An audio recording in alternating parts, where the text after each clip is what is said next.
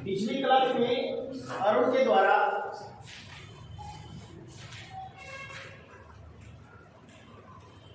Question पूछा गया था प्रोपेन, ब्यूटेन और इथेन गैस के बारे में। सबसे पहले मैं आपको अपना इंट्रोडक्शन देते हुए, मैं Mitendra Kumar, taking batted with Mitendra Indian channel YouTube channel के माध्यम से आप सबका आज की क्लास में स्वागत करता हूं। और पिछली क्लास में अरुण के द्वारा जो क्वेश्चन पूछा गया था, आज उसका जवाब मैं दे रहा हूं। मुझे आशा है कि आप इसे अच्छी तरह से समझ लेंगे, क्योंकि आपकी जो ब्रांच है, आपकी जो वेल्डिंग ट्रेड है, उसके अंदर प्रोपेन गैस, ब्यूटेन गैस और इथेन गैस का कुछ ज़्यादा खास विवरण नहीं है, लेकिन फिर भी आपके जो प्रश्न है उसका जवाब देने की मैं पूर्णतः कोशिश करूँगा। तो सबसे पहले आप प्रोपेन गैस के क्या होती है, प्रोपेन गैस क्या होती है। सबसे पहले तो मैं आपको ये बात बता दूँ, सबसे पहले तो मैं आपको एक बात बता देता हूँ कि प्रोपेन गैस, ब्यूटेन गैस और इथेन गैस, ये तीनों पेट्रोलियम गैस में आती है। और पेट्रोलियम गैस कौन सी है? एलपीजी, लिक्विड पेट्रोल गैस, जिसको हम कुकीज गैस भी बोलते हैं। ठीक है, खाना पकाने के प्रयोग में मिलाते हैं ना।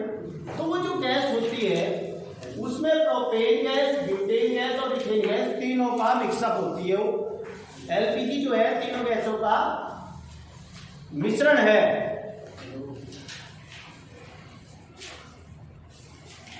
आवाज सुन करो।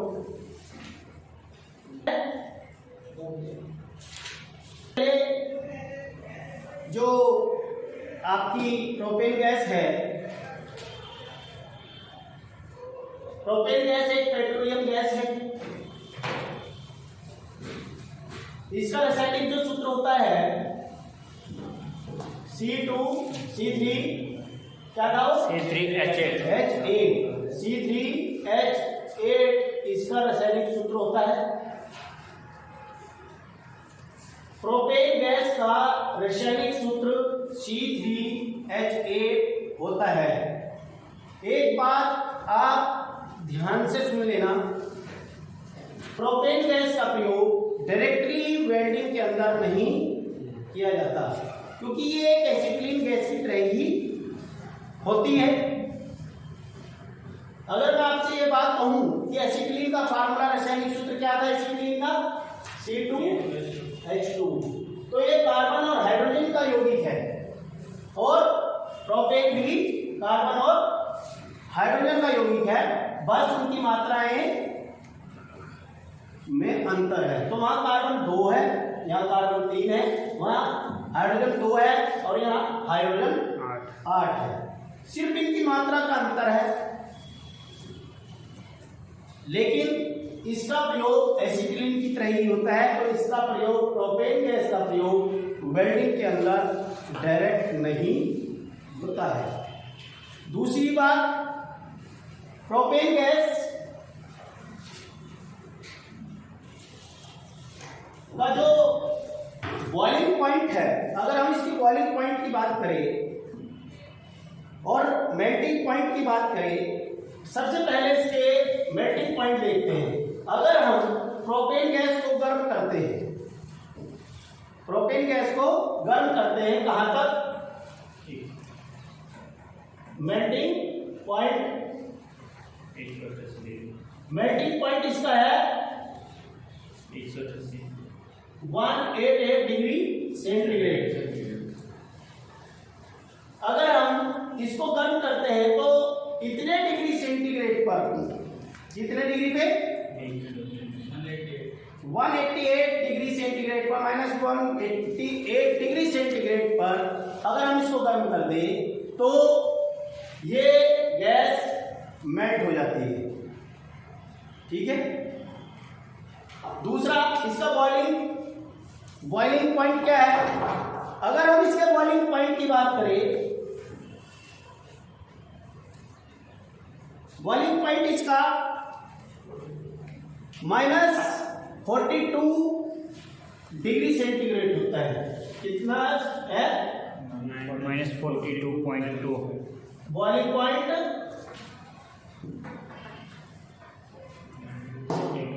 42.2 डिग्री सेंटीग्रेड। अगर इतने डिग्री तक इसको गर्म कर दिया जाए तो ये गैस उबलने लगती है। सबसे मेन बात आपको जो क्वेश्चन था वो आप प्रोपेन गैस, ब्यूटेन गैस और इथेन गैस को समझना चाहते थे, क्योंकि प्रोपेन गैस को आपके जो कोर्स है उसके अंदर प्रोपेन गैस को वेल्डिंग में डायरेक्ट प्रयोग नहीं किया जाता है, पहली बात। दूसरी बात, प्रोपेन गैस का रासायनिक सूत्र C3H8 है। अगर इसको हम -188 डिग्री सेंटीग्रेड तक गर्म कर देते हैं तो ये गैस मेल्ट हो जाती है, पिघल जाती है, द्रव बन जाती है, और उसी टेम्परेचर को हम 42.2 डिग्री सेंटीग्रेड तक लेकर जाते हैं तो ये गैस उबलने लगती है। ये गैस उबलने लगती है और इसको का जो स्टोर है वो भी एसिटिलीन गैस की तरह ही होता है। अब बात आती है ब्यूटेन गैस की। अब ब्यूटेन गैस क्या है? ब्यूटेन गैस भी एक पेट्रोलियम गैस है। ब्यूटेन का रासायनिक सूत्र जो होता है C4H10 होता है। ब्यूटेन का रासायनिक सूत्र C4H10 C4H10 होता है। इसका प्रयोग भी हम डायरेक्ट वेल्डिंग में नहीं करते हैं, क्योंकि ये भी एसिटिलीन की तरह ही काम करती है। अब अगर इसकी गैस की बात हम करें, अगर इसका जो मेल्टिंग पॉइंट है, अगर हम इसके मेल्टिंग पॉइंट की बात करें, इसका मेल्टिंग पॉइंट कितना होता है? -138 डिग्री सेंटीग्रेड। 138 डिग्री सेंटीग्रेड इसका मेल्टिंग पॉइंट होता है। और बॉइलिंग पॉइंट जो इसका होता है -0.5 28 डिग्री सेंटीग्रेड। ठीक है। इसका जो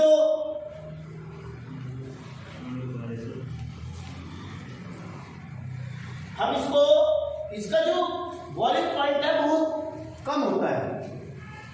उतना मेल्टिंग होता है। ठीक है। इस गैस का प्रयोग भी हम डायरेक्टली जो है इसके वेल्डिंग में नहीं करते।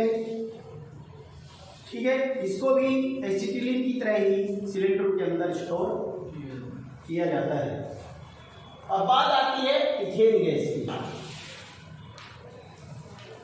अब बात इथेन गैस की जब आती है तो इथेन गैस एक ऐसी गैस है, ये भी एक पेट्रोलियम गैस ही है।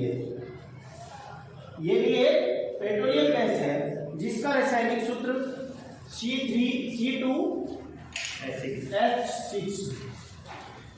होता है। इथेन गैस का रासायनिक सूत्र C2H6 होता है। अगर हम इसके मेल्टिंग पॉइंट की बात करें और इसके बॉइलिंग पॉइंट की बात करें तो वो इथेन गैस भी एक पेट्रोलियम गैस है जिसका रासायनिक सूत्र C2H6 है। और इसका मेल्टिंग जो पॉइंट होता है, मेल्टिंग पॉइंट 183 डिग्री सेंटीग्रेड होता है। और इसका अगर बॉइलिंग पॉइंट की हम बात करें, बॉइलिंग पॉइंट इसका बॉइलिंग पॉइंट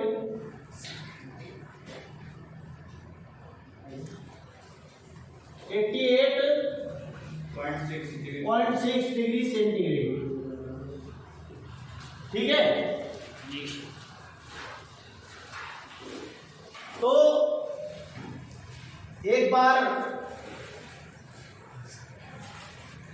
हम फिर इन तीनों बातों पर गौर कर लेते हैं। देखिए, प्रोपेन, ब्यूटेन और इथेन ये तीनों पेट्रोलियम गैस है और ये इन गैसों को मिश्रण करके, इन गैसों को मिलाकर ही हम एलपीजी तैयार करते हैं। तो एलपीजी कब बनती है? जब इन तीनों गैसों को मिला दिया जाता है। और तीनों गैसों में ब्यूटेन जो है मुख्य गैस है, ज्यादा ब्यूटेन रहेगी, ब्यूटेन ज्यादा गैस होगी। और इन दोनों गैसों को हम 95% तक ब्यूटेन और 5% में प्रोपेन और इथेन दोनों मिलाकर हम पेट्रोलियम गैस, एलपीजी गैस तैयार कर लेते हैं। तो वेल्डिंग के अंदर हम तीनों गैसों का मिश्रण प्रयोग करते हैं, नहीं कि इन तीनों गैसों को अलग अलग। जब तीनों गैसों का मिश्रण पेट्रोलियम गैस, एलपीजी गैस तैयार हो जाती है तो उसी का प्रयोग हम वेल्डिंग और कटिंग में करते हैं। लेकिन अगर हम इन तीनों गैसों की अलग अलग बात करें, प्रोपेन गैस की, ब्यूटेन गैस की और इथेन गैस की, तो इन तीनों गैसों को अलग अलग डायरेक्टली वेल्डिंग के अंदर प्रयोग नहीं किया जाता, क्योंकि ये तीनों गैसें एसिटिलीन गैस की तरह ही काम करती है। अगर हम एसिटिलीन गैस को समझ रहे थे, जैसे हम पीछे पढ़ चुके हैं, एसिटिलीन गैस का रासायनिक फार्मूला क्या था? C2H2। अब आप C2H2 comparison to propane gas, C2H2 comparison to propane gas C3H8, तो आप देखिए वहां वो भी कार्बन और हाइड्रोजन का यौगिक है और प्रोपेन भी कार्बन हाइड्रोजन का यौगिक है, ब्यूटेन गैस भी कार्बन हाइड्रोजन का यौगिक है और इथेन भी कार्बन और हाइड्रोजन का यौगिक है। लेकिन डिफरेंस क्या है? उसकी मात्रा। वहां देखिए, एसिटिलीन में कार्बन 2 थे, हाइड्रोजन 2 थे। प्रोपेन, यहाँ कार्बन कितने हो गए? 3 हो गए, 8 हो गए। यहाँ कार्बन 4 हो गए, यहाँ 10 हो गए, हाइड्रोजन 10 हो गए। यहाँ कार्बन 2 थे और यहाँ हाइड्रोजन 6 हो गए। तो उनकी मात्रा को बदलकर उनकी फॉर्म को चेंज कर लिया जाता है। जिनकी फॉर्म वो होती है वो प्रोपेन, ब्यूटेन और इथेन में कन्वर्ट हो जाते हैं। तो इन तीनों गैसों का प्रयोग डायरेक्टली वेल्डिंग और कटिंग में नहीं किया जाता है, लेकिन इन तीनों गैसों को मिश्रण करके एलपीजी बनाकर, इन तीनों गैसों को अगर मिला देते हैं तो कौन सी गैस बन जाती है? एलपीजी।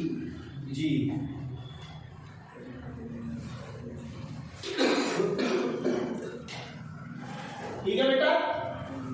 अगर अब कोई कुछ और पूछना चाहता है तो वो भी इसमें पूछ सकता है।